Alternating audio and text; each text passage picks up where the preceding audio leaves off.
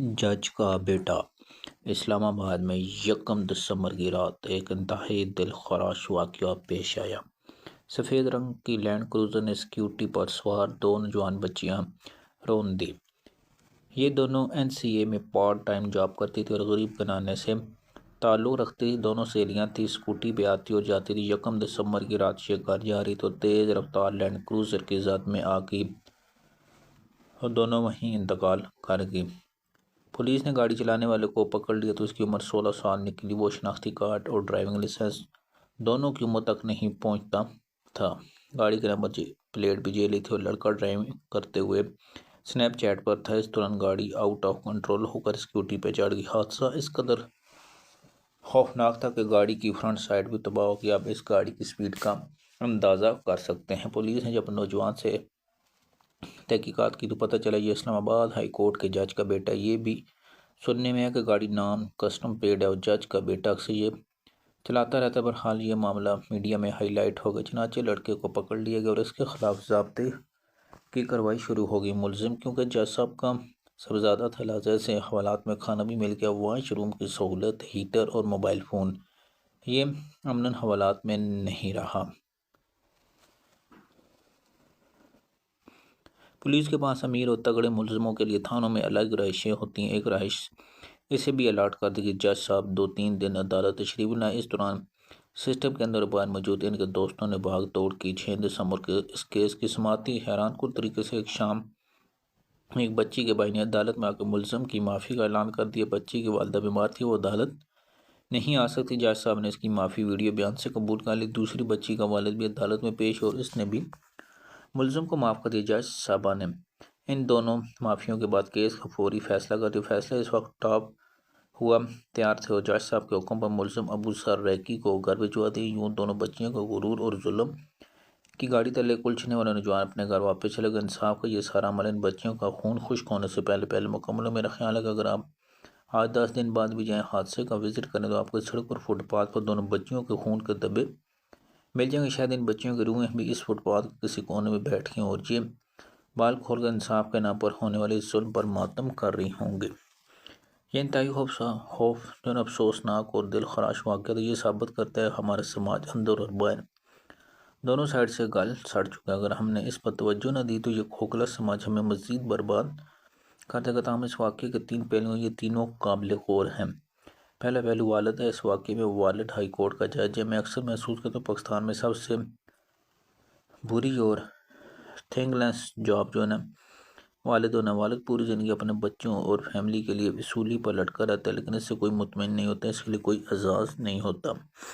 میں جج صاحب کو جو ہے نا نہیں جانتا، میری ان سے کوئی ملاقات نہیں، لیکن میں ان کی تکلیف کا اندازہ کر سکتا ہوں۔ اس وقت 3 دباؤ ہوں گے: مسلم بچیوں کا خون، دنیا کا سخت دل سے سخت دل شخص مظلوم کے خون پر ضمیر کے دروازے نہیں بند کر۔ جج صاحب بھی اس وقت ضمیر کی سولی پر لٹکے ہوں گے۔ دوسرا، دنیا کو کوئی والد چاہے کہ اس کا جوان بیٹا گاڑی لے کر گھر سے نکلے اور اوور اسپیڈنگ کرے، خود بھی مرے اور دوسروں کی مار دے، جبکہ جج صاحب کے بیٹے نے یہ سارے کارنامے سر انجام دیے۔ اس کا کیا مطلب ہے؟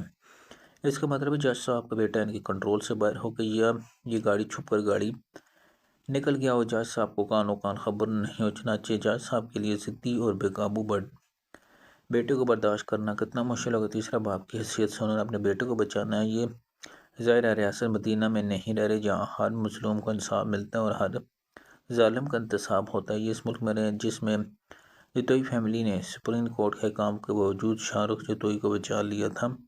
چنانچہ جج صاحب نے بیٹے کو بچانا اور اس نے بچا لیا۔ اب یہ پوری زندگی لوگوں کی نفرت کا سامنا کریں گے۔ اس کے بعد ہو سکتا ہے کل یہ بیٹا بھی اعتراض کر دے کہ مجھے آپ کے ہوتے ہوئے 3 دن حوالات میں رہنا پڑ گیا۔ پاپا آپ کتنے ظالم یا کیئر لیس ہیں۔ لہٰذا پہلا پہلو باپ کا کرب یا پھر دکھ ہے۔ یہ اگر بیٹے کو قانون کے ہاتھوں میں رہنے دیتا ہے تو اس سے پھانسی ہو جائے گی، اگر یہ بچا لیتا ہے تو پوری زندگی ضمیر کی عدالت میں جواب دینا پڑے گا۔ یہ دونوں مظلوم بچیاں زندگی میں انہیں چین سے نہیں سونے دیں گے۔ دوسرا پہلو ہے ہمارے نوجوان یہ اندر سے بگڑ چکے ہیں، یہ ٹک ٹاک بنانے کے لیے اپنی جان دے دیتے ہیں، دوسروں کی لے لیتے ہیں، یہ ڈرائیونگ لائسنس کے بغیر ڈرائیونگ کرتے ہیں۔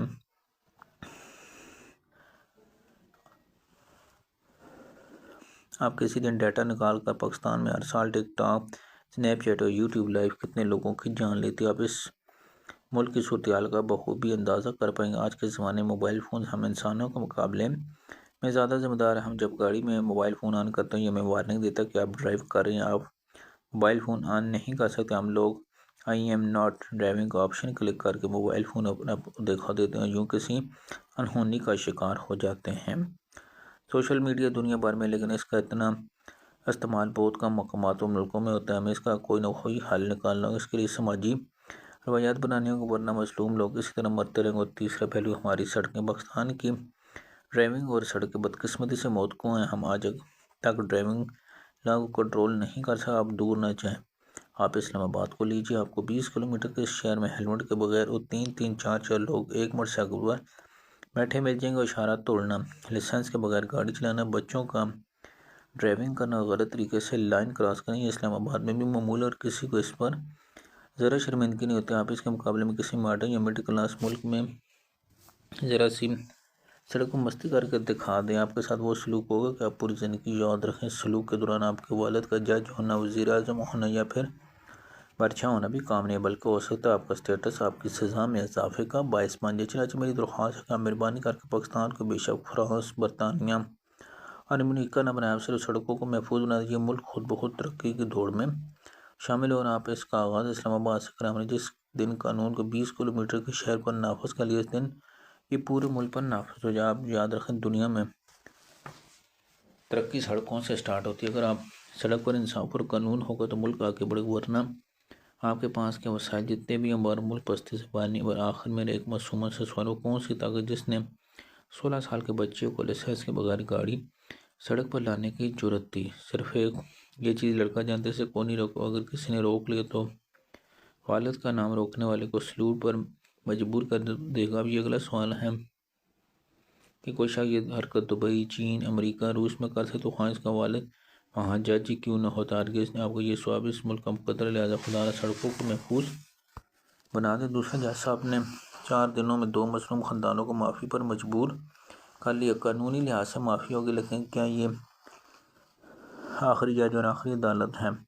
اللہ تعالیٰ نے اپنی طاقت سلنڈر کر دی، نعوذ باللہ۔ اگر خدا موجود اور اس کی عدالت بھی سلامت ہے، پھر اس کا سامنا کیسے ہے؟ یہ ان کا ضدی بیٹا اللہ کا انصاف سے کیسے؟ مجھے نہیں لگتا 2 مظلوم بچہ خون صاحب کو بیٹھنا معاف کرے گا۔